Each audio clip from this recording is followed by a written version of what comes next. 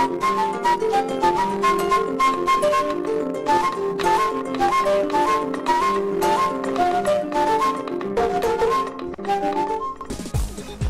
ferveur de la Tabaski continue dans le Nabaya. Ce soir, l'heure est à la mobilisation pour la Grande Mamaya, une danse collective en voie d'être institutionnalisée dans notre pays.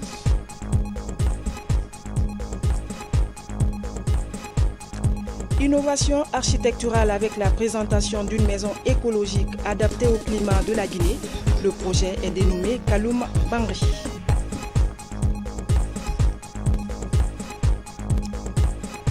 Au Bénin, les ordures sont devenues de l'or. Par semaine, plus de 6 tonnes de déchets sont transformées en biogaz.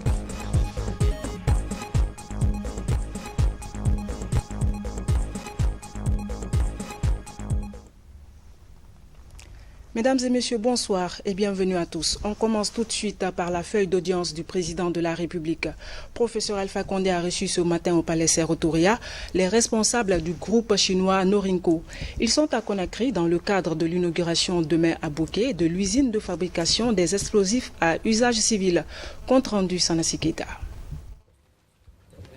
Les responsables du groupe chinois Norinco, spécialisé dans la fabrication des explosifs à usage civil au Palais Sékou Touréa. Ils ont été introduits auprès du président de la République par le ministre d'État guinéen en charge de la défense nationale. Au menu des discussions, l'inauguration de cette usine de fabrication d'explosifs à usage civil construite à Boki. Nous avons deux buts pour cette mission. Premièrement, en 2016, pendant son séjour en Chine, le chef d'État a signé avec Norinco un accord cadre. Disons que on va construire, Norinco va construire une usine d'explosifs à usage civil et aujourd'hui nous sommes venus ici pour faire un rapport disant que nous avons bien accompli la mission parce que demain ce sera la cérémonie d'inauguration de l'usine. Oui, tout d'abord le groupe Norinco est fort en construction de l'usine et nous avons envoyé une équipe d'experts de gestion et aussi nos meilleurs techniciens pour la construction de l'usine. Et aussi, tout au long de la construction, nous avons eu beaucoup de soutien de la côté guinéenne. C'est pour ça que nous avons battu le record.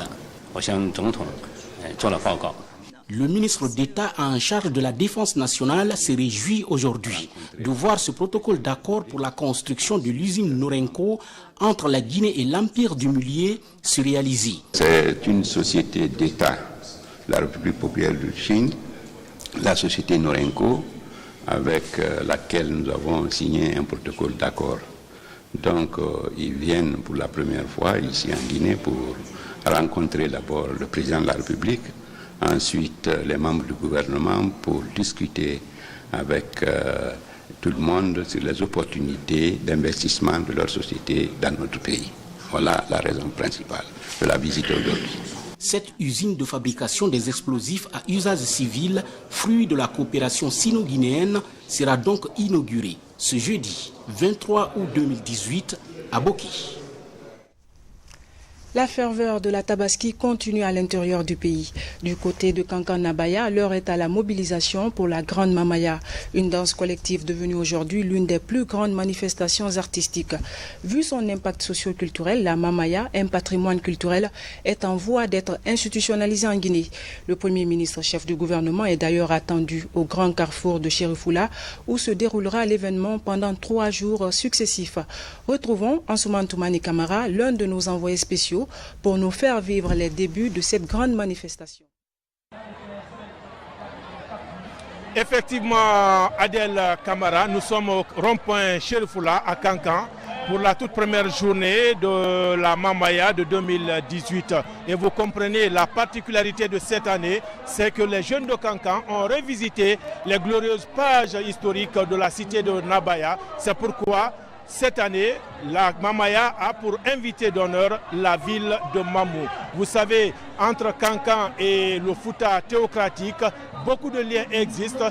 Donc ce contrat social entre Kankan et Mamou, les jeunes de Kankan ont préféré cette année faire revivre cette phase historique pour permettre davantage de sceller l'amitié, la solidarité, l'unité nationale entre les fils de la République de Guinée. Toumani, quelles sont les grandes activités prévues pour ces 3 jours de Mamaya? Vous voyez derrière moi ce monument, ce symbole de la Mamaya qui sera inauguré ici. Et de l'autre côté, nous irons aussi pour la pose de la première pierre d'un centre culturel dédié à la Mamaya à Kankan. Et c'est le Premier ministre en personne, Dr Kassori Fofana, qui viendra pour la pose de cette première pierre. Et déjà plusieurs membres du gouvernement sont à Kankan au compte de la Mamaya. Une Mamaya qui se veut aussi un rendez-vous de développement communautaire puisque plusieurs actions sont prévues de reboisement. Il y aura des séances de reboisement, il y aura la lecture du Saint-Coran, c'est pour permettre vraiment de sauvegarder la paix dans la cité de Nabaya, mais aussi la pose de la première pierre de plusieurs infrastructures d'intérêt communautaire. Il s'agit des forages, des écoles, des centres coraniques. Vous le savez, la Mamaya, c'est 3 jours. Chaque jour correspond à une couleur. Et comme je suis habillé aujourd'hui en bleu ciel, ce bleu ciel constitue la première couleur que tous les participants à cette Mamaya doivent porter. Et la singularité, je l'ai dit à l'entame de ce reportage, c'est ce pouto que les jeunes de Kankan ont préféré porter. Celui-là qui connaît ce pouto, c'est aussi le symbole du Fouta théocratique, le symbole du Fouta qui a des liens séculaires avec Kankan, puisque déjà 2 quartiers portent le nom de 2 localités du Fouta. Il s'agit de Timbo, qui est l'un des quartiers de Kankan, Kabada qui s'appelait avant Fugumba. Donc ces liens séculaires, ces liens historiques, ce contrat social qui existe entre Kankan et cette entité du Fouta, les jeunes cette année ont voulu vraiment faire reconnaître pour dire que la Guinée est une famille. Nos parents ont scellé des contrats sociaux, c'est à nous de le préserver. Merci Toumani pour ces précisions. La fête fut belle déjà hier à Kankan. Les citoyens ne se sont pas du tout ennuyés. Un concert géant leur a été offert par le CEDEL Gamanandia 4 en collaboration avec le ministère de la Culture. Plusieurs artistes ont partagé ce moment de joie avec la jeunesse. Retour dans le Nabaya avec Djamoukaba. À ciel ouvert, le rond-point Balia vibre au rythme de la musique urbaine. À la faveur de la Tabaski, les artistes jouent les morceaux fétiches de leur album. Sur scène, ils montrent au public l'immensité de leur talent.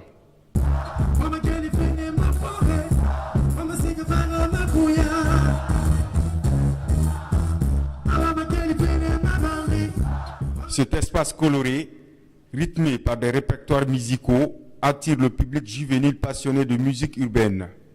Les nouvelles stars de la musique, Soul Banks, Bandian et Anst Crazy, livrent leur tube du moment pour le succès de cet événement. Ce show qui bonifie la culture guinéenne est dédié à la paix et à la cohésion sociale sur toute l'étendue du territoire national. Bah oui, content parce que ce soir avec Malinké, Soussou, Peul, Garzé qui chantaient mon morceau ensemble. Et à travers nous, la musique, on arrive à unifier tout le monde. Ici, on ne sent pas de division, n'est-ce pas? Vous contactez le public harmonieux et c'est vraiment pour leur paix et puis ça réussit. Ouais. Aujourd'hui, c'est une première à Kankan, pendant la fête de Tabaski, voir tout le gouvernement mobilisé et organiser un concert géant à l'intention des jeunes de Kankan. En tant que premier responsable de la jeunesse de Kankan, je suis vraiment enchanté et très réconforté. Je remercie le professeur Alpha Condé à travers le ministère de la Culture, des Sports et du Patrimoine historique, à la tête de M. Stansiman Tamasso, pour avoir gratifié la jeunesse de Kankan de ce concert géant. L'immense trésor culturel guinéen sur toutes ses coutures a été exhumé par l'ensemble instrumental. Sur la place publique de Mbalia, Sekouba Kandja et Sonatata apportent la confirmation de leur talent. Se donner la main, c'est très très important. Le pays ne peut pas se développer sans les bons fils de la nation et sans la paix on ne peut rien. Donc c'est notre message, nous les griots, pour que le peuple soit uni. Ces retrouvailles joyeuses sont initiées par le Sédé Djamanadia numéro 4 qui compte porter dignement le flambeau de la Mamaya pendant 3 jours. Ces pas de danse annoncent les couleurs de la Mamaya version 2018, une grande retrouvaille qui appelle tous les Guinéens à se donner la main pour le développement socio-économique de la Guinée. La Tabaski, c'est aussi le traditionnel Salimafo des tout-petits. Quelques heures après la grande prière hier, les enfants sont sortis dans la rue à Macenta pour faire le tour des familles. Si dans certaines localités, le Salimafo a disparu, à Macenta, cette tradition est encore jalousement conservée. Vivons ensemble ces instants de bonheur pour les enfants avec Komara Moussa. Le lendemain de la fête de Tabaski à Macenta, dans les rues des différents quartiers, on aperçoit les tout-petits. De famille en famille, ils passent pour le Salimafo. Ibrahim Kourouma et ses frères ont raté l'occasion d'hier. La tenue de fête n'était pas encore cousue. Aujourd'hui, ils comptent se rattraper en faisant le tour des domiciles des parents. Déjà dans leur poche, 20 000 francs qu'ils comptent se partager après la tournée.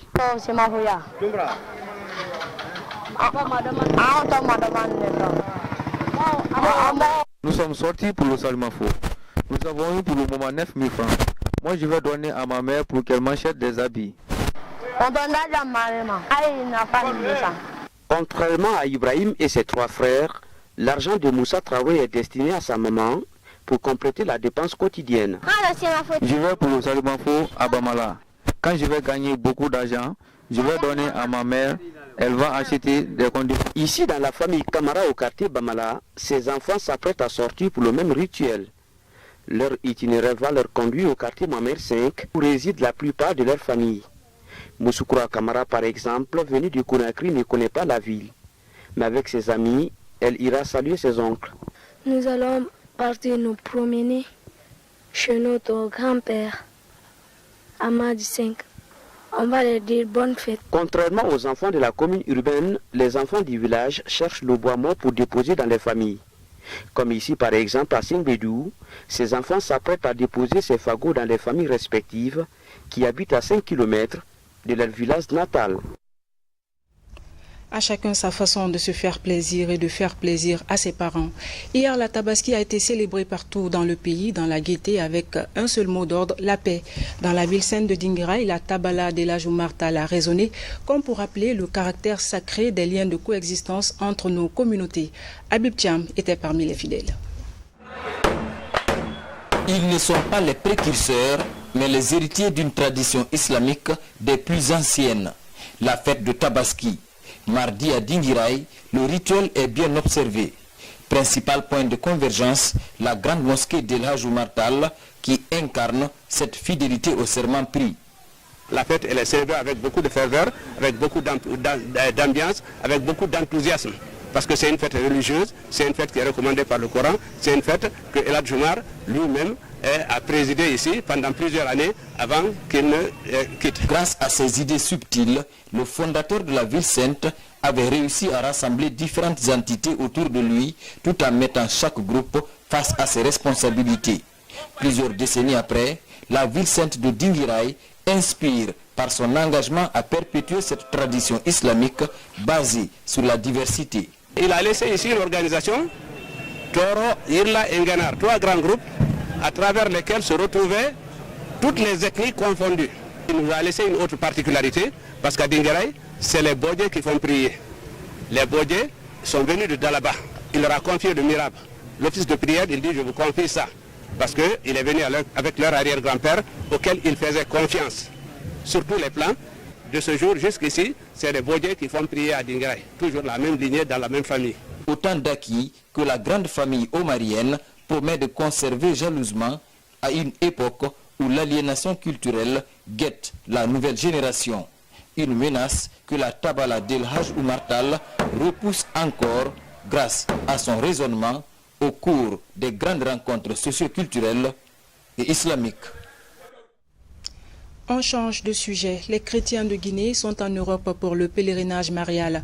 Nos compatriotes passeront 3 jours à Paris pour visiter les lieux de dévotion. Mohamed Lamine Solano est notre envoyé spécial. Les pèlerins chrétiens de Guinée sont donc arrivés à Paris, la capitale française, où ils passeront 72 heures. Le programme en quelques mots, visite de lieux de dévotion comme ce matin à la chapelle Saint-Vincent de Paul, recueillement et prière. Une messe dirigée par l'archevêque de Conakry, Monseigneur Vincent Koulibaly, a mobilisé ce matin de nombreux fidèles en la chapelle de la Médaille Miraculeuse, un haut lieu de pèlerinage catholique où se rendent chaque année des milliers de pèlerins. L'un des programmes importants de ce pèlerinage international chrétien reste la visite et la messe à la cathédrale Notre-Dame de Paris. Avec plus de 20 millions de visiteurs par an, la cathédrale Notre-Dame de Paris reste le monument le plus visité de France et de l'Europe. Retour à Conakry et on en vient au deuxième titre de l'actualité de ce soir. Il s'agit de la présentation d'une maison écologique. Ce prototype est réalisé par une équipe de jeunes étudiants en architecture avec des matériaux durables adaptés au climat du pays. Le projet est dénommé Kalumbangri. C'est un reportage de Valérie Talimanet. Un prototype de maison écologique construit en 2 semaines sur une petite surface de 8 mètres sur 3. La bâtisse, dénommée Kalumbangri, est dite écologique à cause des matériaux qui entrent dans sa construction, notamment le bois, et pour ses frais de réalisation peu élevés. À peu près 50 millions de francs guinéens sont investis pour rendre cet édifice opérationnel. L'œuvre est une initiative développée par Aboubakar Sidiki Koumara, fruit de l'Institut supérieur d'architecture de Conakry. Il poursuit aujourd'hui ses études en Californie aux États-Unis. L'idée du projet Kalumbangri, c'est venu d'une de mes classes à l'Université de Californie, Berkeley, pendant mon année de mémoire. Et la classe était trouver une solution au problème de bâtiments dans les villes du monde. Et chacun avait l'opportunité de choisir son site. C'est un projet de recherche et le prix que j'ai eu pour faire ce projet est sur 1 année. Donc la première phase, c'est d'abord construire le prototype. Mais maintenant, c'est un prototype. Il faut voir si on peut faire d'autres prototypes. Ou bien, d'abord, pour ce prototype, il doit y avoir une étude très avancée de l'utilisateur, au fait. Voir comment les gens se comportent exactement dans ce prototype.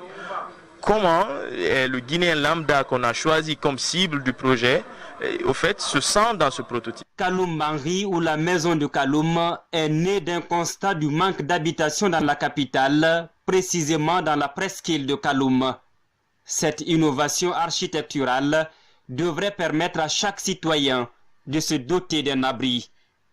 Elle est soutenue par l'Institut supérieur d'architecture de Conakry. Aujourd'hui, on a véhiculé beaucoup le style moderne des gratte-ciel, des grands bâtiments, là où on utilise beaucoup d'énergie, ou là où on consomme beaucoup de matériaux.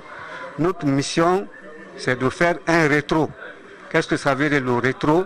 C'est de voir un peu en arrière notre habitation traditionnelle qu'on fait.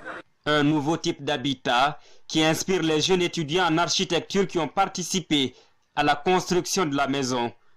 Pour certains, c'est une occasion rêvée d'allier la pratique à la théorie dans un esprit de créativité. En termes d'instruction, selon moi, ça m'a vraiment permis de connaître en surplus ce que j'apprends. Parce que l'architecture, déjà, d'abord, c'est ma passion. Donc, lorsqu'on m'envoie ces projets comme ça et que j'ai l'occasion d'assister, de participer, là, je dis vraiment, j'ai beaucoup appris.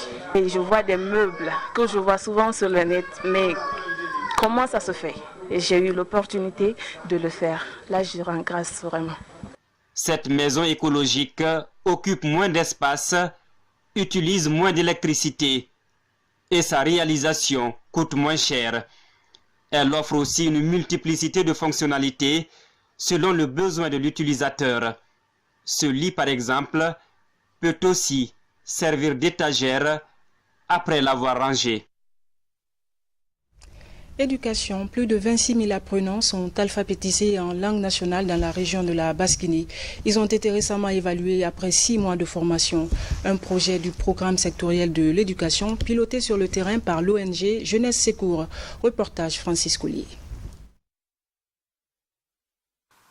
L'alphabétisation reprend du poil de la bête. 25 900 apprenants, en majorité des femmes, à l'école de la seconde chance, viennent de bénéficier d'une formation de qualité. En Basse-Guinée, après 6 mois d'alphabétisation en langue soussou, les apprenants sont soumis à une évaluation. Cette évaluation lancée à l'école primaire de Bonfi-Marché se déroule simultanément à Boké et Kindia. Il y a eu les études situationnelles qui ont été réalisées au prime abord. On a pris en compte tous les besoins exprimés par ces apprenants. Je crois qu'il n'y a pas tellement de problèmes. Et vous avez vu l'engouement. On veut tout juste évaluer les performances que le projet a pu apporter durant ces 6 mois de cours intenses. En Guinée, là où presque la moitié est analphabète et que c'est les femmes qui sont en général maintenant dans la salle en train de s'évaluer dans le domaine de l'alphabétisation. Donc moi, en tant que femme, je suis très ravie de voir la salle archi-comble de femmes. Le programme d'apprentissage consiste à aider les apprenants à lire, écrire et à compter. La seconde étape va initier les apprenants aux activités génératrices de revenus. Cette formation nous a fait savoir beaucoup de choses. Elle nous a appris à écrire nos noms. Nous pouvons voir nos noms et les lire dans notre langue. Je sais maintenant écrire les chiffres dans ma langue. Grâce à cette alphabétisation, j'ai appris beaucoup de choses. Ce que je peux faire pour moi-même pour que ma vie soit meilleure. Ce programme d'alphabétisation conduit par Jeunesse Secours entre dans le cadre de la lutte contre l'ignorance et la pauvreté sur le littoral. La démarche est encouragée par la Direction nationale de l'alphabétisation qui compte faire baisser le taux d'analphabétisme à 50% dans les années à venir. Nous partons à Farana où des cadres régionaux se familiarisent avec les outils de technique de contrôle citoyen, une initiative du ministère de l'Administration du Territoire et de la Décentralisation qui vise à promouvoir la gouvernance participative et la responsabilité dans la gestion de la chose publique. Le point avec Moussa Bangoura. Ils sont tous des cadres régionaux issus de l'administration territoriale à l'intérieur du pays. Ici, ils se retrouvent pour échanger des expériences de gestion et de contrôle dans les régions de Nzérékoré, Kankan, Farana et Mamou. Comme dans toute société démocratique viable, ils travaillent à changer d'approche afin de renforcer le dialogue et établir la confiance entre les citoyens.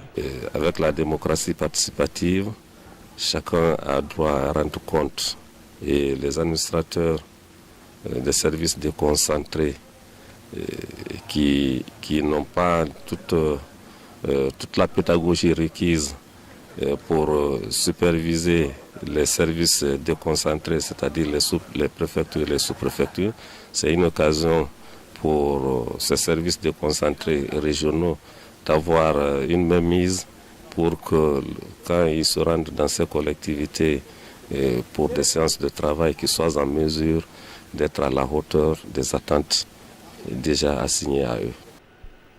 Passer d'une administration de commandement à une administration de développement est bien le défi que le ministère de l'Administration du Territoire et de la Décentralisation veut relever dans le pays. Cela par le biais de la gouvernance participative. Je demanderai aux participants d'accorder une importance particulière à la session de formation parce que ça les appuie dans leur rôle et responsabilité.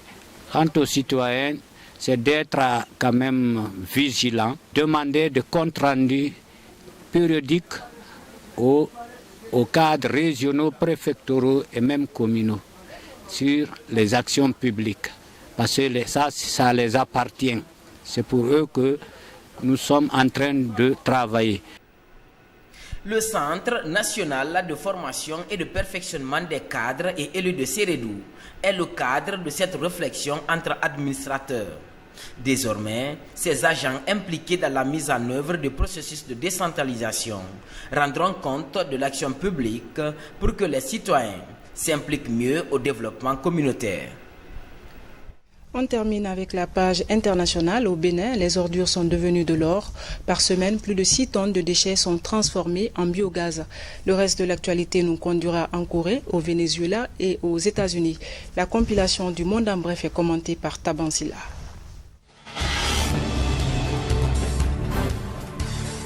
Au Bénin, les ordures deviennent de l'or. Dans un village au sud du pays, une fondation transforme désormais 6 tonnes de déchets organiques par semaine en biogaz. L'unité de transformation demande aux ménages et aux institutions d'apporter des déchets moyennant une rémunération. Les déchets organiques sont les plus sollicités. La société ambitionne également de produire quelques 400 tonnes d'engrais bio par an.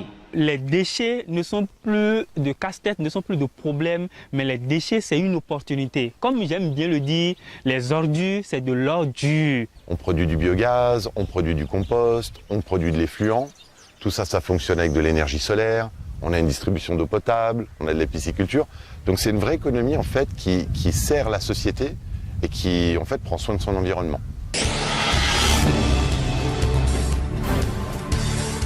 Après les retrouvailles entre les Coréens, c'est l'heure des adieux. Au 3e jour de leurs émouvantes retrouvailles, des Coréens du Nord et du Sud appartenant à des familles séparées depuis la guerre se disent au revoir. Cette fois, probablement pour toujours. Depuis 2000, les deux pays ont organisé une série de 20 réunions de famille au gré de l'état de leurs relations bilatérales. Mais désormais, le temps presse. Sur les 130 000 Sud-Coréens qui s'étaient initialement portés candidats pour ces réunions, moins de 60 000 sont encore en vie.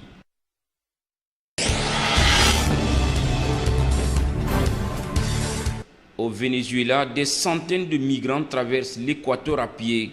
Après avoir traversé la Colombie, certains migrants commencent à demander au gouvernement péruvien de les autoriser à traverser la frontière. Le flux de Vénézuéliens qui fuient la crise de leur pays ne tarit plus.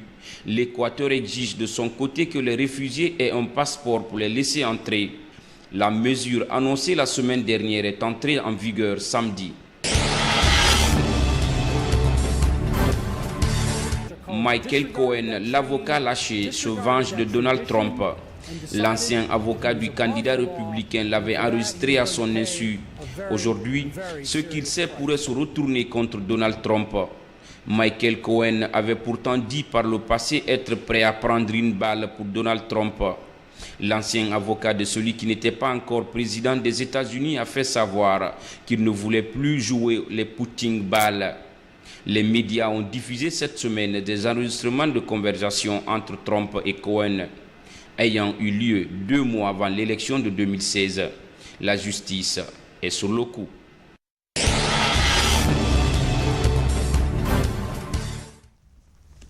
Voilà, mesdames et messieurs, c'est la fin de ce journal. Je vous souhaite à mon tour une très belle fête de l'Aïd el-Kébir.